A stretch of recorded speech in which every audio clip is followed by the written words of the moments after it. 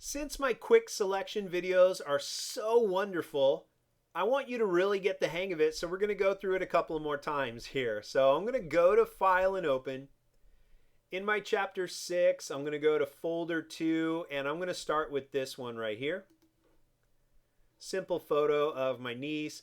What I want to do is get rid of the color in the background. I don't really care about the park. I care about the kid who's in this photo.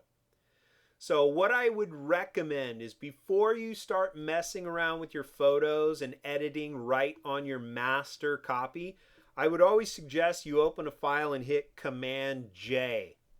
That will duplicate or jump up to another layer. That way if you screw up, you screwed up on a copy, not on your original master copy.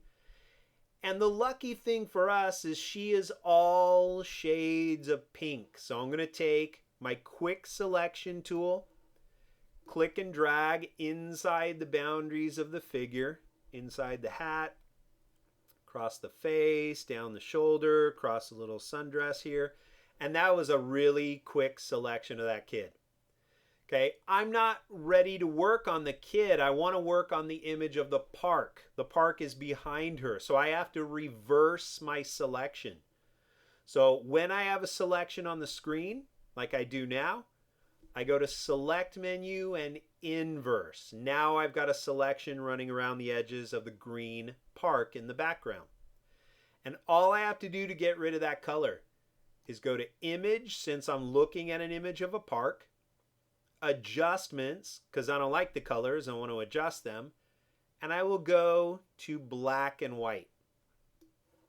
That is going to immediately strip out the color.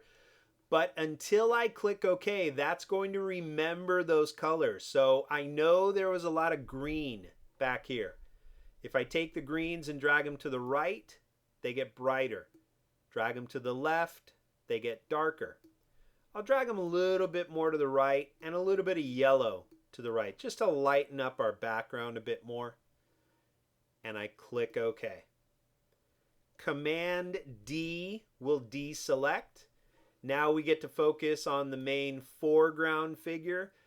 But what I would do is whenever you work on a portrait, do not make those final decisions that it's done from a distance like this. Okay, I'm going to zoom in because she also has red eye. And I don't want that red glare in her eyes, giving her those little demonic looking eyes. I want her to just have those natural black pupils that we're used to seeing. That's from the flash of the camera. So the fourth set of tools down on the right are my photo retouching tools. And if I press and hold, I have a red eye tool. All I have to do is take the plus of that cursor, put it on the red, and click. Put it on the red, click. Now she has those natural looking eyes. What I would also do is press and hold on the red eye tool, come back up to the top, because you're hardly ever going to use the red eye tool, but it's nice to know that you have it available. The only other thing I would look at, especially on a portrait, is damage to the subject. She's got a little scratch right here, got a little spot right there that we want to get rid of. So the fourth set of tools down, if I press and hold, I'm going to go to the spot healing brush, literally for small spots of damage on a photo. I call it the medicine brush. So if I click and drag and put medicine on her boo-boo right there, it's gone. Gone. She's got a dark little vein right there, so we'll just get that out. Take that out with a few little passes here. And the rest looks really good.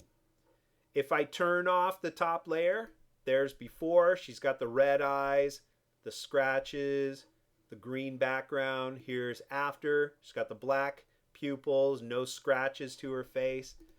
I got an image suitable for presentation. Okay, that is how you use quick selections to edit your background.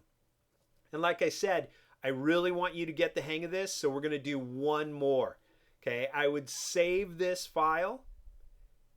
Save it as Kate, first name or last name, first name, Kate. That's the name of the girl.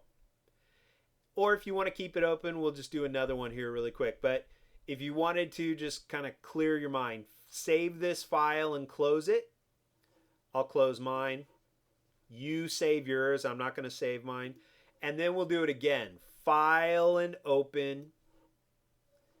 The second picture in that folder, chapter 6, folder number 2, is this hand shot, a product shot. Okay, what I want to do is make the background a tint of color, kind of reminiscent of the blueberries. I don't like all the green. I want to keep it that shade of blue for the blueberries. So Command J first. Then I'm going to take my quick selection tool again. All I have to do is click and drag inside of his hand. I'll go right down to each fingertip, right there. And that's going to be a pretty good selection, but I notice that the quick selection tool does not work well on corners. Notice I'm missing a corner right there, missing a corner right there, kind of clipped off a little tip of his finger. The corners don't look good. So the quick selection tool is good. It is not perfect. Okay? In order to edit the shape of my selection, remember you can always hit Q for quick mask, D for default colors, and now with my paintbrush, I'm going to hold Control and Option and come in with a downward motion for a hard brush, to the left for a little smaller brush, and I can just click and drag and paint that area right there. Hit, let's go over that green a little more, X for white, and scrape it off of his hand like this. That'll create that nice little corner right there. If I screwed up, X for black, X for white, and I just kind of go over it again right there. There we go. I'll come across here, X for black, and I'll cover up that corner, X for white, and I'll paint out a corner right there. I'll keep it on white, and I'll take out this little fingertip edge right there.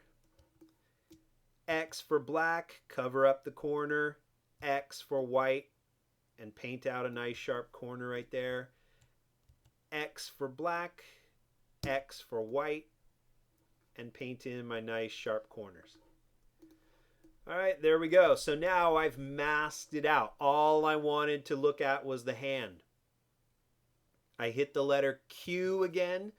That will take me out of my quick mask. And once again, I want to work on the background, the ground.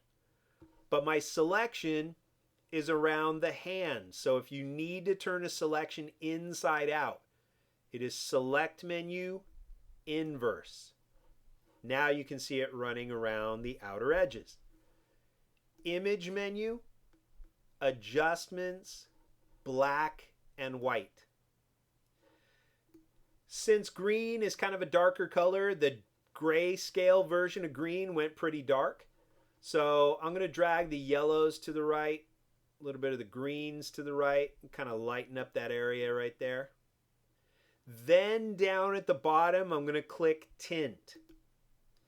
I can drag the hue slider to the right, and when I let go, I will see the result. Right about there. I'll drag saturation over, bring in a little more color, and now this is looking a little too bright. So now I adjust the greens and make them darker, make the yellows darker, and you can see what that's doing to my photo until I get just the right balance of detail that I like. Once I like those results, which I do, I click OK, Command D, and now we're kind of highlighting and accentuating the blueberryness of these blueberries in the shot.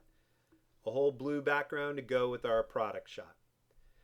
That's how you use quick selections and reversing selections and black and white features to edit photos. So I want both of those photos turned in from this folder. One was Kate, that we put her in a black and white background, and the other one you can just call this hand or Oregon hand, whatever you want to call it. But I want both of those color edited photos when you are done.